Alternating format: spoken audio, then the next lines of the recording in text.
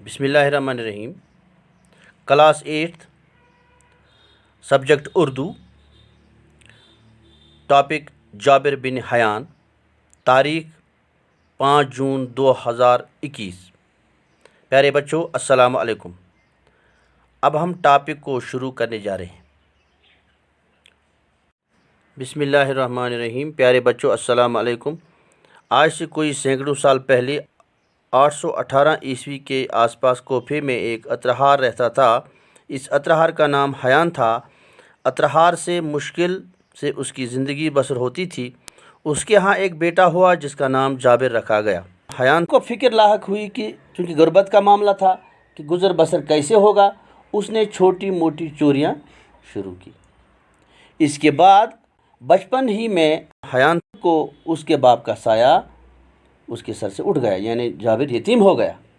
تو غریب ماں نے جابر کو اپنے رشتہ داروں کے ہاں گاؤں بھیج دیا۔ چونکہ گاؤں کا آزاد فضا میں جابر نے کئی سال گزارے اور وہاں پر چھوٹی موٹی تعلیم حاصل کی۔ کچھ سال گزارنے کے بعد جب جابر واپس کہاں آ گیا؟ کوفہ۔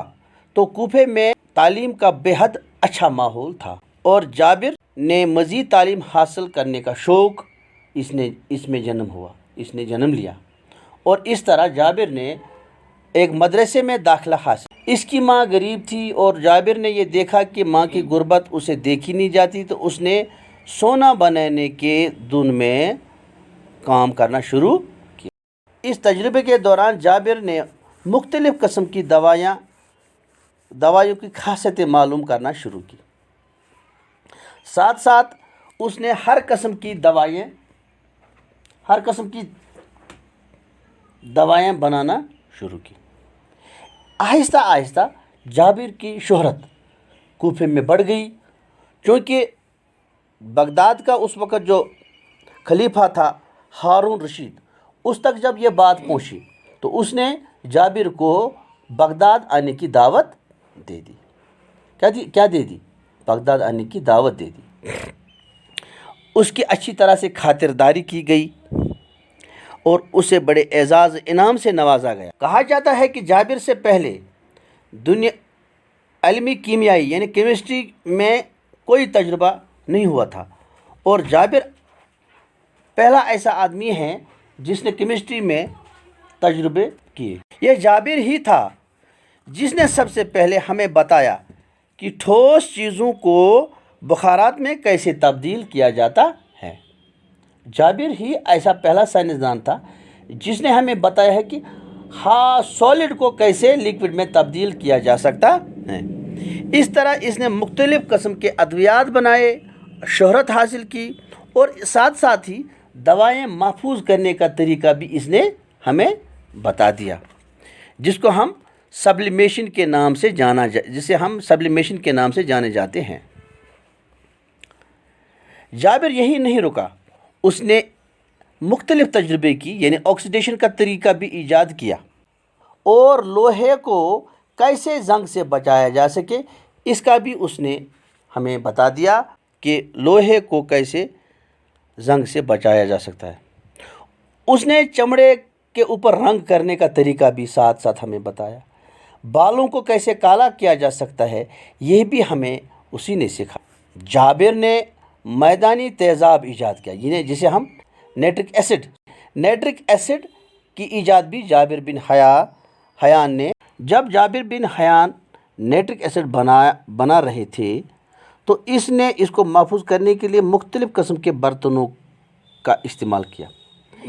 جابر بن حیان نے تجربے کے دوران دیکھا کہ جو یہ تیزاب ہے، اس کو جس برتن میں رکھتے تھے اس برتن کو سوراخ ہو جاتے تھے۔ آہستہ آہستہ اس نے تانبے کا، پیتل کا، لوہے کا برتن استعمال کیا۔ آخر پہ اس کے پاس سونے کا ایک برتن بچا۔ جب اس میں ڈالا گیا نیٹرک ایسڈ تو دیکھا گیا کہ سونے کے برتن میں یہ محفوظ رہا۔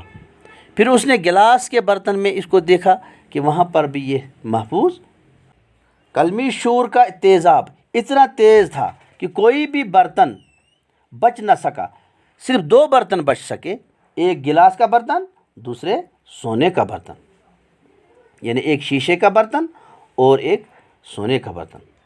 اس عظیم سائنسدان نے کئی قسم کے تیزاب ایجاد کیے۔ پیارے بچوں، جابر بن حیان نے کئی قسم کے تیزاب ایجاد کیے۔ اس نے سونا پھیلانے والا تیزاب بھی ایجاد کیا۔ جابر بن حیان دنیا کا پہلا سائنسدان ہے جس نے علم کیمیا یعنی کیمسٹری میں تجربات کو اہمیت دی۔ اس نے تمام زندگی تجربات میں صرف کی، حتیٰ کہ کہا جا رہا ہے کہ تجربات کے دوران اس کی آنکھیں اور انگلیاں خراب ہو گئی۔ علم کیمیا کو جابر نے بہت کچھ دیا۔ کوفے کے اس عظیم سائنسدان کو علم کیمیائی یعنی کیمسٹری کا باپ، بابا آدم، فادر آف کیمسٹری تسلیم کیا جاتا ہے۔ یہ ہے پیارے بچوں کہ ایک جابر بن حیان کہ جو ایک عام گھرانے سے تعلق رکھتا تھا، اس نے دنیا کو کتنے عظیم کارنامے کر کے دیے۔ So the father of chemistry is Jabir bin Hayyan. امید ہے پیارے بچوں آپ کو یہ سبق اچھی طرح سے سمجھ آیا ہوگا۔ خدا حافظ۔